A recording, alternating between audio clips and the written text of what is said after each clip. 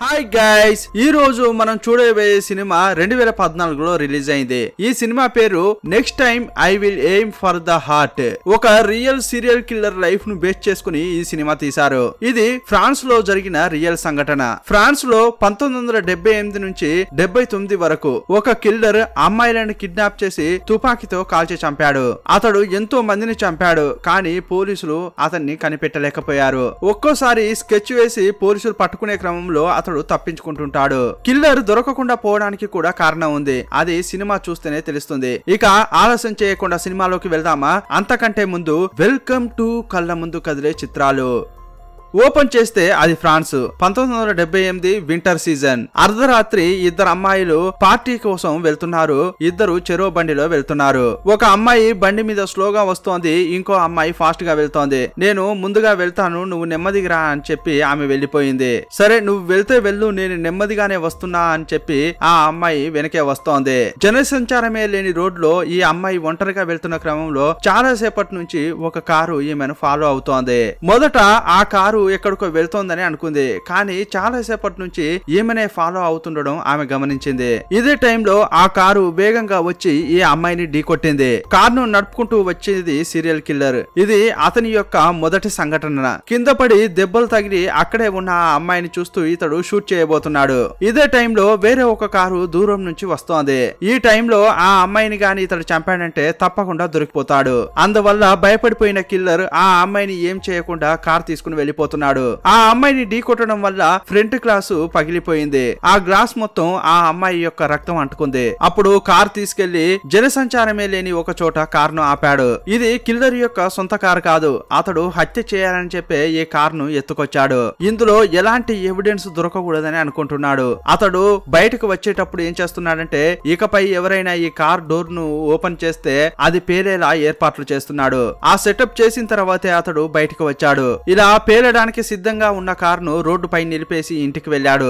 ఆ రోజు రాత్రి హాయిగా పడుకున్నాడు. మరుసటి రోజు అతడు డ్యూటీకి వెళ్ళడానికి సిద్ధమవుతున్నాడు. ఈ కిల్లర్ కూడా ఒక పోలీస్ ఆఫీసర్. జనాన్ని కాపాడాల్సిన వాడే ఇతడు హత్యలు చేస్తున్నాడు. నిన్న రాత్రి చేయాల్సిందంతా చేసి ఇప్పుడు ఏమీ తెలియనట్లు ఆఫీసర్ గా డ్రెస్ వేసుకుని రెడీ అవుతున్నాడు. ఇతన్ని పికప్ చేసుకోవడానికి డిపార్ట్మెంట్ నుంచి ఒక కారు వచ్చింది. అప్పుడు ఈ కిల్లర్ సహా ఇంకో ముగ్గురు కలిసి రౌండ్స్ వేయడానికి వెళ్తున్నారు. ఇప్పుడు వాకీ టాకీలో ఏం చెప్తున్నారంటే, నిన్న కనిపించకుండా పోయిన కారు ఒక చోట ఉందని చెప్తున్నారు. ఏంటో ఒకసారి అక్కడికి వెళ్లి చూడండి అని పైనుంచి చెప్పగానే వీళ్ళు అక్కడికి వెళ్తున్నారు. నిన్న కనిపించకుండా పోయిన కారే ఇది, కానీ దాని ప్లేట్ నెంబర్ మారి ఉంది. కిల్లర్ ఒక కారును దొంగిలించి దాన్ని హత్యకు ఉపయోగించే క్రమంలో దాని నెంబర్ ను మారుస్తాడు. అందువల్ల కార్ నెంబరు వేరేలాగా ఉండడం వల్ల ఆఫీసర్స్ అంతా కన్ఫ్యూజ్ అవుతున్నారు. ఏంటి, మనం వెతుక్కుంటూ వచ్చిన కార్ నెంబర్ ఇది, మోడల్ ఇది, కానీ నెంబర్ మాత్రం వేరేగా ఉందేంటి అని అనుకుంటున్నారు. అలా ఆలోచిస్తూ ఫ్రంట్ కు వెళ్తే ఫ్రంట్ అద్దం పగిలిపోయి ఉంది. అక్కడ మొత్తం రక్తం అంటుకుని ఉంది. అయ్యయ్యో, ఏదో పెద్ద సమస్య ఉన్నట్లుందే దీంతో అని వాళ్ళు షాక్ అవుతున్నారు. ఒకవేళ లోపల ఎవరైనా ప్రాణాలతో పోరాడుతున్నారా అని చెప్పి దాన్ని ఓపెన్ చేయడానికి రెడీ అవుతున్నారు. ఈ టైంలో కారు తలుపు గాని తెరిస్తే ఏం జరుగుతుందో కిల్లర్ కు తెలుసు కదా, అందువల్ల అతడు దూరంగా ఉంటున్నాడు. కారు డోరును ఒక ఆఫీసర్ ఓపెన్ చేశాడు. అప్పుడు అది పేలింది. గాయపడిన అతన్ని హాస్పిటల్లో చేర్పించారు. మరుసటి రోజు చీఫ్ వీళ్ళ దగ్గరికి వచ్చి క్లాస్ పీకుతున్నాడు. హీరోతో సహా ముగ్గురిని బాగా తిడుతుంటాడు. ఏంట్రా, అక్కడ సందేహపడేలా కారు ఉంది, దానిపై రక్తం వేరే ఉంది. వెంటనే టీమ్ కు కాల్ చేసి ఆ తర్వాతే దాన్ని ఓపెన్ చేయాలన్న విషయం కూడా మీకు తెలియదా అని తిడుతుంటాడు. మీరు పెద్ద అది ఇది అనుకుని దాన్ని ఓపెన్ చేశారు, కానీ ఇప్పుడు ఒకడు ప్రాణాలతో పోరాడుతున్నాడు. అతని కుటుంబానికి ఎవరు సమాధానం చెప్పేది అని బాగా తిడుతుంటాడు.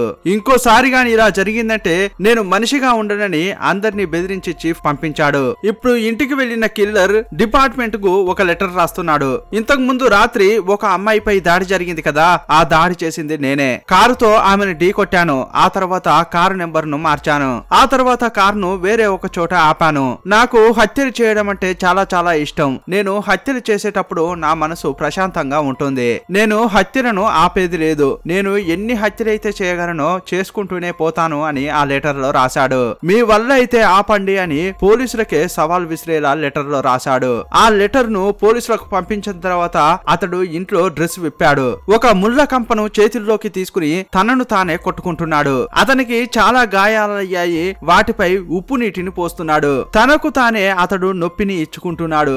ఎప్పుడైతే అతనికి హత్య చేయాలని అనిపిస్తుందో కానీ హత్య చేయడం కుదిరిన టైంలో అతన్ని తనను తానే ఇలా బాధించుకుంటుంటాడు. మరుసటి రోజు ఈ కిల్లర్ పంపించిన లెటర్ డిపార్ట్మెంట్ కు వెళ్ళింది. వీళ్ళంతా అక్కడ కూర్చున్న క్రమంలో ఆ చీఫ్ ఆ లెటర్ చదువుతున్నాడు. కిల్లర్ ఈ హత్యలన్నీ కూడా తను ఎక్కడైతే పనిచేస్తున్నాడో ఆ సరౌండింగ్స్ లోనే చేస్తున్నాడు. ఇప్పుడు కిల్లర్ రాసిన లెటర్ ను కిల్లర్ ముందు అందరికీ చదివి వినిపించిన చీఫ్, ఇప్పుడే మీ అందరికి జాగ్రత్తగా చెప్తున్నాను, ఇతన్ని పట్టుకునేంత వరకు మనం జాగ్రత్తగా పనిచేయాలని చెప్తుంటాడు. కిల్లర్ దాడి చేసినప్పటికీ ఒక అమ్మాయి ఇప్పుడు ప్రాణాలతో కొట్టుమిట్టాడుతోంది కదా, వేగంగా వెళ్లి ఆమెను అసలు ఏం జరిగిందో కనుక్కోండి అని చెప్పాడు.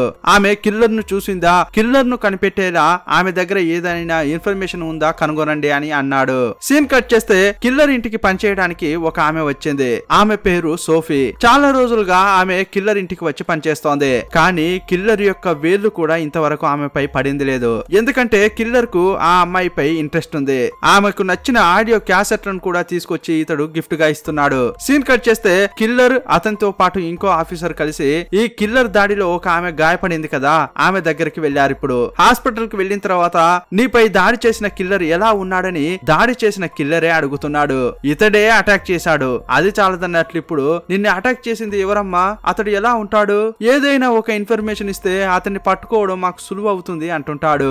ఆమెకు ధైర్యం చెప్పేలా చేతిని గట్టిగా పట్టుకుని నువ్వేం భయపడకమ్మా, ఏది ఏమైనా సరే నీపై దాడి చేసిన వాడిని పట్టుకోకుండా వదిలిపెట్టను అంటుంటాడు. ఆ టైంలో చీకటిగా ఉండడం వల్ల కిల్లర్ యొక్క ముఖాన్ని ఈ అమ్మాయి చూడలేకపోయింది. అందువల్ల కిల్లర్ చాలా ధైర్యంగా ఈ మాటలన్నీ మాట్లాడుతున్నాడు. ఆ అమ్మాయి నా ముఖం చూడలేదు, ఇక నాకేం కాదులే అని కిల్లర్ అనుకుంటున్నాడు. సీన్ కట్ చేస్తే వాళ్ళ అమ్మా నాన్నను చూడడానికి వెళ్తున్నాడు. కిల్లర్ కు అమ్మా నాన్న తమ్ముడు అని ఒక కుటుంబం ఉంది. వీళ్ళు ఊరికి శివారులో ఉన్న ఇంటిలో ఉంటున్నారు. ఈ కిల్లర్ కు తమ్ముడు అంటే చాలా ఇష్టం. తమ్ముడిని అడవిలోకి తీసుకెళ్లి అతనితో టైం స్పెండ్ చేస్తుంటాడు. ఆ రోజు కూడా తమ్ముడిని అడవిలోకి తీసుకెళ్లిన కిల్లర్ తుపాకీతో ఎలా కాల్చాలి, చాలా కష్టమైన పరిస్థితుల్లో కూడా ఎలా తప్పించుకుంటూ వెళ్ళాలి అని చెప్తుంటాడు. ఆ తర్వాత కిల్లర్ అతని తమ్ముడు ఒక చోట కూర్చుని మెడిటేషన్ చేస్తున్నారు. ఇలాంటి టైంలో అనుకోకుండా కిల్లర్ కళ్ళు తెరిచి చూస్తే కిందంతా అతనికి పురుగులుగా కనిపిస్తున్నాయి. అది చూడగానే కిల్లర్ యొక్క మైండ్ డిస్టర్బ్ అయింది. కిల్లర్ ఇలా డిస్టర్బ్ అయినప్పుడు అతన్ని ఓదార్చే వాళ్ళుంటే చాలు, అతడు ఈ స్టేజ్ నుంచి ఇంకో స్టేజ్ కు వెళ్ళడు. కానీ ఇప్పుడు అలాంటి మనిషి ఇక్కడ లేరు కదా, అందువల్ల అతని మైండ్ మొత్తం డిస్టర్బ్ అవుతోంది. ఇప్పుడు సోఫీ ఉంది కదా, ఆమె దగ్గరికి వెళ్లి కొంచెం చిల్ అవుదామని వెళ్తుంటాడు. అక్కడికి వెళ్ళిన తర్వాత వీళ్ళిద్దరూ జాలీగా మాట్లాడుకుంటున్నారు. ఆ అమ్మాయికి ఇతనిపై ఇంట్రెస్ట్ ఉన్నట్లుంది. ఇలా వీళ్ళు క్లోజ్ అవుతున్న క్రమంలో సోఫీ వాళ్ళ అమ్మ సడన్ గా అక్కడికి వచ్చింది. కరెక్ట్ టైం లో వచ్చావు కదే అని సోఫీ వాళ్ళ అమ్మను ఇతడు గుర్రుగా చూస్తున్నాడు. ప్రశాంతత లభిస్తుందని వస్తే ఇప్పుడు అతనికి ప్రశాంతత దొరకలేదు. ఇప్పుడు హత్య చేసి తన మైండ్ ను ప్రశాంతంగా ఉంచుకోవడం తప్ప అతనికి వేరే దారి లేదు. ఎప్పట్లాగే హత్య చేయడానికి అతడు ఒక కారును దొంగిలించాడు. ఆ కారులో వెళ్తున్న క్రమంలో ఒక అమ్మాయి లిఫ్ట్ అడుగుతోంది. వెతుక్కుంటూ వెళ్తున్న అమ్మాయి తానంతట తానే వచ్చి చిక్కింద్రా అని చెప్పి కారులో కూర్చోబెట్టుకున్నాడు. మొదట ఆమెతో పక్క జెంటిల్మెన్ లాగా మాట్లాడుతున్నాడు. ఎందుకంటే ఈ అమ్మాయిని కిల్లర్ చంపాలంటే జనసంచారం లేని చోటుకు ఆమెను తీసుకెళ్లాలి. అప్పటి వరకు ఆ అమ్మాయి అరవకుండా ఉండాలి. అలా జరగాలంటే ఆ కిల్లర్ పై ఆ అమ్మాయికి నమ్మకం కలగాలి. ఇతడు ఏం చేయడు అని ఆమెకు నమ్మకం కలిగినప్పుడే ఇతడు ఎక్కడికి తీసుకెళ్లినా కూడా ఆ అమ్మాయి వస్తుంది. అందువల్ల ఆమెను నమ్మించడానికి నేను పోలీస్ అమ్మా, నా దగ్గర గన్ను కూడా ఉంది. ఈ ఊర్లో ఒక సీరియల్ కిల్లర్ తిరుగుతున్నాడు. అతడు కనిపించిన అమ్మాయిని చంపుతున్నాడు. ఆ కేసును నేనే ఇన్వెస్టిగేషన్ చేస్తున్నాను. త్వరలోనే అతన్ని కనిపెట్టి ఈ తుపాకీతో అతన్ని గాని నేను కాల్చకపోతే నా పేరే మార్చుకుంటా అంటుంటాడు. ఇలా అతడు మాట్లాడుతున్న క్రమంలో ఇతని వల్ల నాకు ఎలాంటి హాని జరగదని ఆమె నమ్ముతోంది. ఇప్పుడు హత్య చేయడానికి అతడు స్పాట్ ను చూస్ చేసుకోవాలి. రోడ్ లో వెళ్తున్న క్రమంలోనే అతడు ఏమంటున్నాడంటే మెయిన్ రోడ్ నుంచి వెళ్తే ట్రాఫిక్ అధికంగా ఉంటుంది, అందువల్ల మనం షార్ట్ కట్ లో అడవి గుండా వెళ్దామా అని అడుగుతున్నాడు. ఇతని గురించి ఆ అమ్మాయికి ఏం తెలియదు కదా, అందువల్ల ఓకే వెళ్దామే అని అంటుంది. ఎవరూ లేని అడవి గుండా ఇప్పుడు వెళ్తున్నారు. సడన్ గా అతడు గన్ తీసి ఆమె తలపై పెట్టాడు. అతడు తనతో పరాచికాలు ఆడుతున్నాడని ఆ అమ్మాయి అనుకుంటోంది. ఏంటండి ఈ పరాచికాలు, గన్ తీయండి అంటోంది. నవ్వకే, నువ్వు నవ్వుతుంటే నాకు ఎక్కడో కాలుతోంది, నిన్ను గాయపరచాలని నా మనసు తహతహలాడుతోంది, నాకు వేరే దారి లేదు అని చెప్పి గన్ తీసి ఆమెను షూట్ చేశాడు.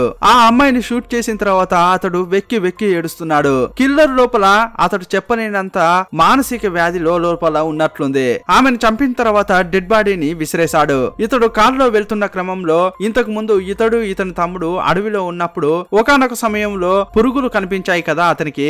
ఇప్పుడు ఆ పురుగులన్నీ కూడా ఇతని కారు అద్దంపై ఉన్నట్లు అనిపిస్తోంది. కానీ ఆ కారు అద్దాలపై నిజంగా ఏమీ లేదు. ఇదంతా కూడా ఇతని ఇమాజినేషన్. అప్పుడు వెళ్తున్న కారును ఒక పక్కగా ఆపాడు. ఆ కారులో ఎక్కడెక్కడైతే అతని ఫింగర్ ప్రింట్స్ పడ్డాయో వాటన్నిటిని తుడిచేస్తున్నాడు. కర్చీఫ్ తో మొత్తం తుడిచేసి కారు దొంగిలించిందే కదా దాన్ని అక్కడే వదిలేసి వెళ్ళిపోతున్నాడు. మరుసటి రోజు డిపార్ట్మెంట్ మొత్తం అలర్ట్ అయింది. ఇంతకు ముందు ఒక హత్య జరగబోయింది కదా, ఇప్పుడు రెండో హత్య జరిగింది.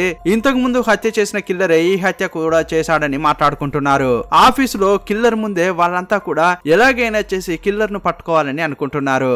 ఇంకోవైపు సోఫీతో కిల్లర్ రిలేషన్షిప్ పెంచుకుంటున్నాడు. ఇంతకు ముందు అతడు హత్య చేయబోయాడు కానీ అది కుదరలేదు. అప్పుడు డిపార్ట్మెంట్ కు ఒక లెటర్ రాశాడు కదా, అచ్చం అలాగే ఇప్పుడు కూడా డిపార్ట్మెంట్ కు లెటర్ రాస్తున్నాడు. రెండో లెటర్ కూడా పోలీస్ డిపార్ట్మెంట్ కు పంపించాడు. ఈ హత్య కూడా నేనే చేశాను, మీ వల్ల అయితే పట్టుకోండి అని రాశాడు. ఇతని వల్ల ఊరంతా బెదిరిపోతోంది. ఇక పోలీసులైతే బువ్వా బుగ్గి లేకుండా సీరియల్ కిల్లర్ ను పట్టుకోవడానికి చాలా శ్రమిస్తున్నారు. ఇలాంటి క్రమంలో నేను ఇంకో హత్య చేస్తానని ఇతడు నిర్ణయించుకున్నాడు. ఒక కారు దొంగిలించి వెళ్తున్న క్రమంలో ఒక అమ్మాయిని పికప్ చేసుకున్నాడు. ఇంతకు ముందులాగే ఈ అమ్మాయిని జనసంచారం లేని చోటుకు తీసుకెళ్తున్నాడు. కారులోనే షూట్ చేసిన తర్వాత ఆ అమ్మాయిని కారు నుంచి కిందకు తోసేశాడు. ఇప్పుడే కిల్లర్ కు సమస్య ఎదురైంది. ఆ అమ్మాయిని తోసేసి కొంచెం దూరం అతడు వెళ్ళాడు. అదే టైంలో అక్కడికి ఒక ట్రక్ వచ్చి ఆగింది. ట్రక్ నుంచి దిగిన డ్రైవర్ కిల్లర్ ఒక ఆమెను షూట్ చేసి వెళ్లిపోతున్నాడు కదా, ఆమెకి ఏమైందని అతడు చెక్ చేస్తున్నాడు. ఇదంతా కూడా కారులో ఉన్న మిర్రర్ ద్వారా కిల్లర్ గమనిస్తున్నాడు. ఇప్పటి వరకు కిల్లర్ ఒకటి ప్రారంభించి ముగించే వరకు ఎలాంటి సమస్య ఉండేది కాదు. కానీ ఇప్పుడు మధ్యలోనే అతనికి ఒక డిస్టర్బెన్స్ వచ్చింది. అది వేరే ఇప్పుడు పట్టపగల్. ఇప్పుడు ఇతడు సేఫ్టీ ప్లేస్ కు వెళ్లే లోపే పోలీసులు పట్టుకుంటారని ఆలోచిస్తున్నాడు. ఇప్పుడు కిల్లర్ భయంతో యాక్సిలేటర్ ను బాగా తొక్కుతున్నాడు. కారు చాలా వేగంగా వెళ్తోంది. అప్పుడు డ్యూటీలో ఉన్న పోలీసులు ఒక కారు వేగంగా వెళ్తుంటే దాన్ని చూసి అనుమానిస్తున్నారు. ఈ కారు వెనకే చేజ్ చేస్తున్నారు. అతని ముందు వెనక అని చెప్పి కార్లు వస్తున్నాయి. వేరే దారి లేక అతడు ఒక పొలాల వైపు వెళ్లే ఆ దారిలోకి వెళ్ళాడు. ఇలా వెళ్తున్న క్రమంలో కారు ఒక బురదలో చిక్కుకుపోయింది. పోలీసులు ఇక్కడికి వచ్చే లోపు ఆ కారులో తన ఫింగర్ ప్రింట్స్ ఉండిపోయాయి కదా, వాటన్నిటిని తుడిచేసి వెళ్లిపోదామని అనుకుంటున్నాడు. ఎక్కడెక్కడైతే తన ఫింగర్ ప్రింట్స్ పడ్డాయో అక్కడ కర్చీఫ్ తో మొత్తం తుడుస్తున్నాడు. ఇతడు తప్పించుకుంటున్న క్రమంలోనే ఆ లోపే పోలీసులు కుక్కలను తీసుకుని అక్కడికి వచ్చారు. కారు మొత్తం వాసన చూసిన ఆ డాగ్స్ కిల్లర్ ను వెతుక్కుంటూ వెళ్తున్నాయి. కిల్లర్ ఒక పొదల్లో దాక్కున్నాడు. అక్కడే ఉన్నాడంటే కుక్కలు ఇతన్ని కరిచే చంపినా చంపొచ్చు. పోలీసులు ఎంత స్కెచ్ వేసినా కూడా ఇప్పటి వరకు ఇతని దగ్గర కూడా వెళ్ళలేకపోతున్నారు. దానికి ఒక కారణం ఉందని మనం ఇంతకు ముందే చెప్పుకున్నాం కదా. ఆ కారణం ఏంటంటే పోలీసులు కిల్లర్ ను ఎలా వెతుకుతారనేది ఇతనికి బాగా తెలుసు. అందువల్లే ఇతడు ఇప్పటి వరకు బాగానే తప్పించుకున్నాడు. ఇప్పుడు కూడా తప్పించుకుంటున్నాడు. కిల్లర్ ను వెతుక్కుంటూ పోలీసు డాగ్స్ వస్తున్నాయి కదా, భూమిపై ఉన్నంత వరకే అవి మనిషి వాసన గుర్తుపట్టి వెతుక్కుంటూ వస్తాయి. ఆ పోలీసు డాగ్స్ ఇతని వద్దకు వచ్చేసరికి ఇతనేం చేస్తున్నాడంటే ఒక బొంగు కర్రని తీసుకున్నాడు. పక్కనే ఉన్న ఒక ఏరులోకి దిగాడు. ఆ బొంగు కర్రను నోట్లో పెట్టుకుని అందులో మునిగాడు. పైనుంచేని శ్వాస తీసుకుంటున్నాడు. అక్కడికి వచ్చిన పోలీసులు ఈ ప్రాంతం మొత్తాన్ని రాత్రి వరకు గాలించారు. కానీ ఎక్కడ వెతికినా కూడా ఆ కిల్లర్ కనిపించలేదు. పోలీసులు వెళ్లిపోయిన తర్వాతే ఇతడు బయటకు వచ్చాడు. నైట్ తప్పించుకుని మరుసటి రోజు ఇతడు స్టేషన్ కు వెళ్ళాడు. అప్పుడు పోలీసులు మాట్లాడుకుంటున్న మాటలు ఇతన్ని గుండె ఆగేలా చేశాయి. పోలీసులు ఒక కిల్లర్ ను వెతుకుతున్నారు కదా, అప్పుడు వాళ్ళు ఏమనుకుంటున్నారంటే ఈ కిల్లర్ ఒక పోలీసే అయి ఉంటాడని వాళ్ళంతా మాట్లాడుకుంటున్నారు. వాళ్ళు ఇంత షూర్ గా ఎలా మాట్లాడుకుంటున్నారు అని కిల్లర్ కి అనుమానం వస్తోంది. ఆ డౌట్ కూడా ఒక పోలీసుని అడిగాడు. అప్పుడు అతను ఏం చెప్తున్నాడంటే ఈ కిల్లర్ ఇప్పటి వరకు పోలీసులకు 2 లెటర్లు రాశాడు కదా, సాధారణంగా పోలీసులు లెటర్ రాసేటప్పుడు ఏ స్టైల్లోనైతే రాస్తారో ఆ కిల్లర్ ఆ స్టైల్లోనే రాశాడని అతడు చెప్తున్నాడు. సాధారణంగా రిపోర్ట్ ఇచ్చేటప్పుడు పోలీసులు ఒక స్టైల్లో లెటర్ రాస్తారు. అలాగే ఆ కిల్లర్ ఆ లెటర్ రాశాడట. దాన్ని బట్టి పోలీసులు సందేహపడుతున్నారు. ఇప్పుడు పోలీస్ అనుకుంటున్నాడు అనవసరంగా లెటర్ రాసి నాకు నేనే దొరికిపోయేలా ఛాన్స్ ఇచ్చానే అనుకుంటున్నాడు.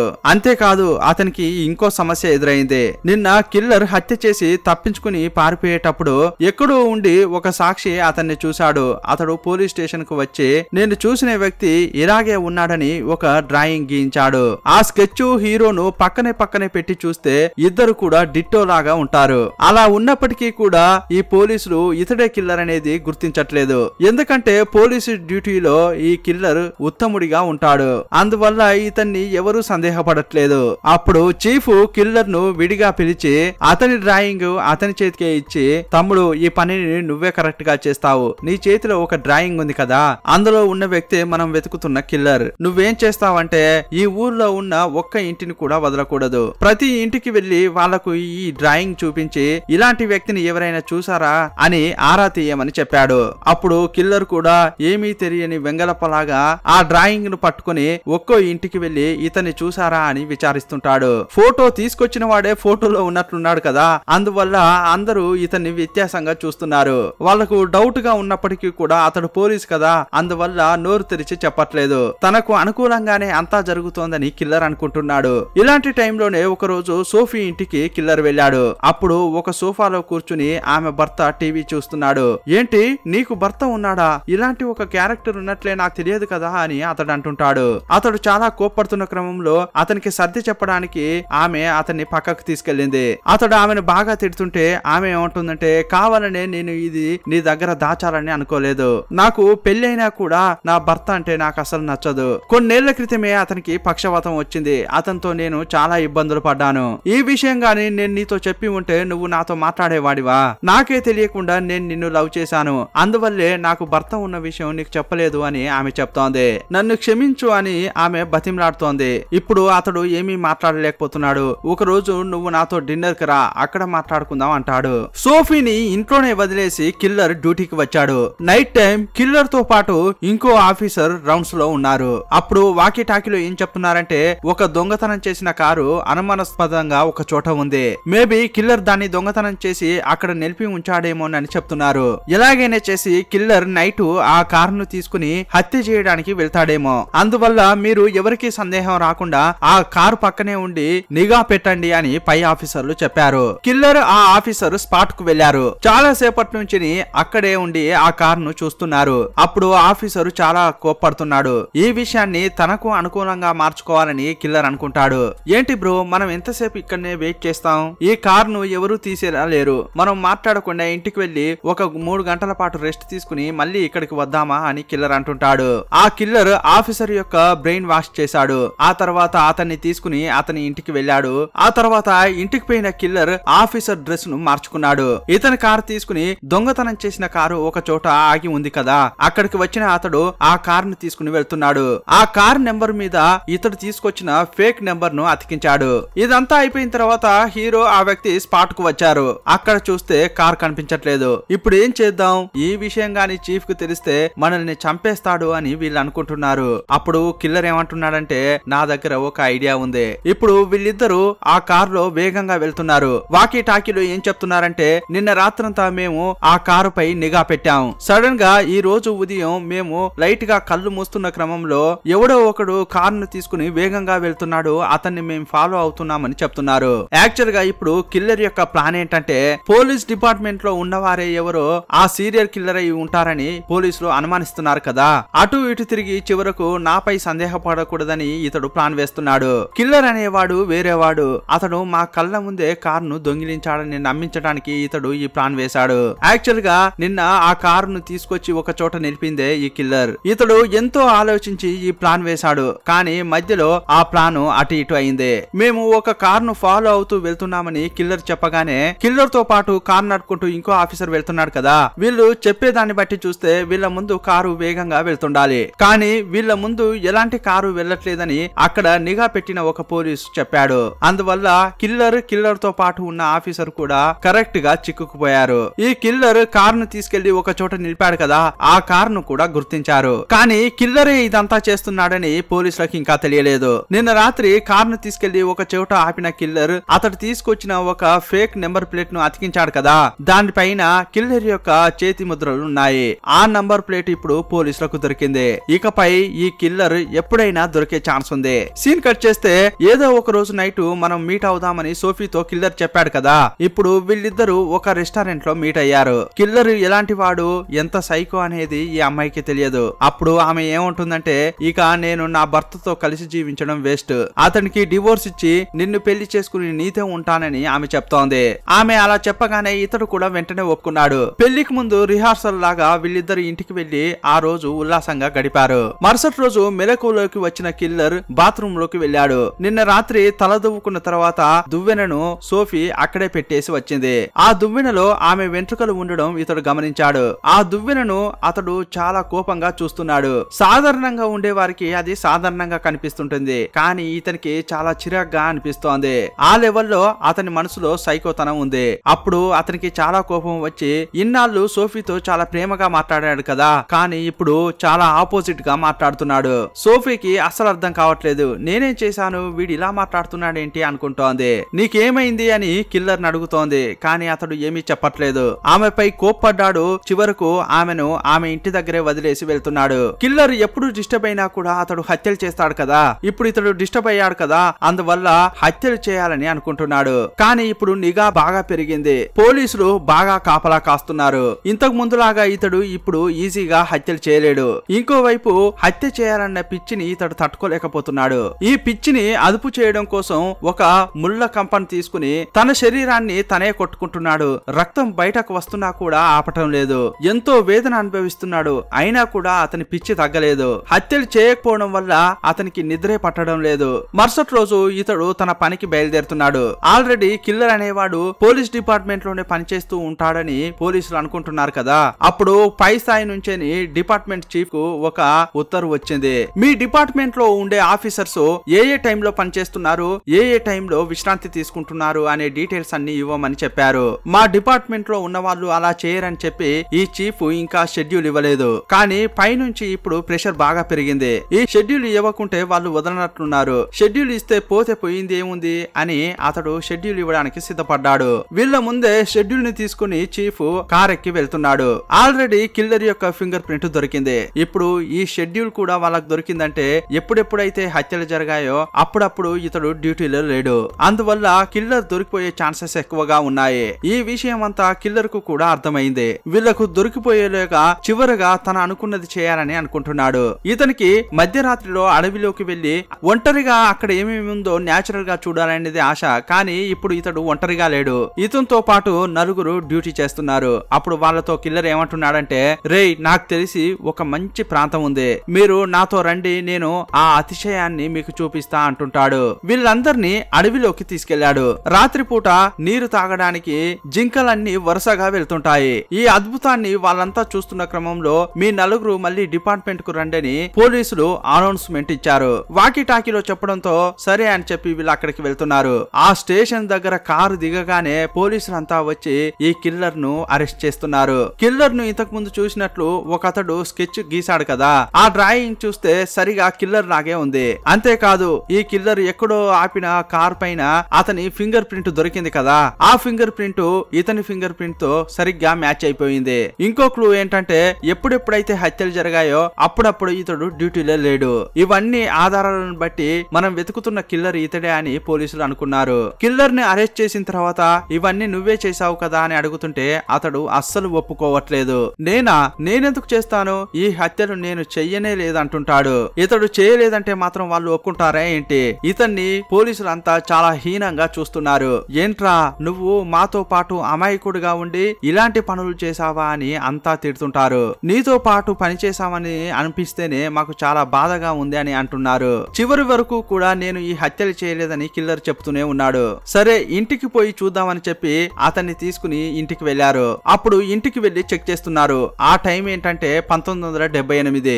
ఆ టైంలో గన్ను దొరకడం అనేది చాలా కష్టం. కానీ ఈ కిల్లర్ ఇంట్లో డిజైన్లుగా చాలా గన్స్ ఉన్నాయి. గన్ పౌడర్, కత్తులని చాలా విషయాలు దొరికాయి. ఇవన్నీ కూడా హత్యలు చేయడానికి కిల్లర్ ఉపయోగించిన వెపన్స్. వాటన్నిటిని చూసిన తర్వాత కూడా నేను హత్యలు చేయలేదంటే చేయలేదని ఈ కిల్లర్ నమ్మబలికాడు. ఒకానొక సమయంలో ఈ కిల్లర్ ఏమనుకున్నాడో ఏమో కానీ చీఫ్ ను మాత్రం ఒంటరిగా పిలిచాడు. చీఫ్, జరిగిన హత్యలన్నింటికి నేనే కారణం, వాటిని నేనే చేశానని అతనికి మాత్రం చెప్పాడు. ఆ తర్వాత రియల్ లైఫ్ లో ఏం జరిగిందనేది చెప్తున్నారు. 79లో అరెస్ట్ చేసిన కిల్లర్ ను 83 వరకు వివిధ యాంగిల్లో విచారించారు. అప్పుడు కూడా అతడు ఈ హత్యను నేను చేయలేదని చెప్పాడు. కానీ ఈ హత్యలు ఇతడే చేశాడని చెప్పడానికి ఎవిడెన్స్ అన్ని కూడా కరెక్ట్ గా ఉన్నాయి. ఈ హత్యలు ఇతడే చేశాడు కానీ నేను చేయలేదని చెప్తున్నాడు. ఉన్నాడు. ఇవన్నీ ఇతడు చేయడానికి కారణం అతని మానసిక స్థితి సరిగా లేదు. అందువల్ల ఇతడు చనిపోయే వరకు మెంటల్ హాస్పిటల్లోనే ఉంచండి కోర్టు తీర్పిచ్చింది. 83లో మెంటల్ హాస్పిటల్ కు వెళ్లిన అతడు చచ్చే వరకు అక్కడే ఉన్నాడు. ప్రస్తుతం అతడు చనిపోయాడు. సినిమా ఎండింగ్ లో రియల్ గా జరిగిన వ్యక్తి యొక్క ఫోటోను చూపించారు. ఇతడే ఆ కిల్లర్. ఇతనికి సంబంధించిన స్టోరీనే మనం సినిమాగా చూసాం. ఏమీ తెలియని అమాయకుడిలా ఫేస్ ఉన్న ఈ నరోత్తం గాడికి సరాతం కాల్చి వాత పెట్టాలి. ఎల్లప్పుడూ సేఫ్టీగా ఉండాలని ఒక మెసేజ్ ఇస్తూ ఈ సినిమాను ముగించారు. ఈ సినిమాపై మీ అభిప్రాయం ఏంటో కామెంట్ బాక్స్ లో రాయండి. మరో సినిమాతో మళ్ళీ కలుద్దాం. అప్పటి వరకు బాయ్ బాయ్.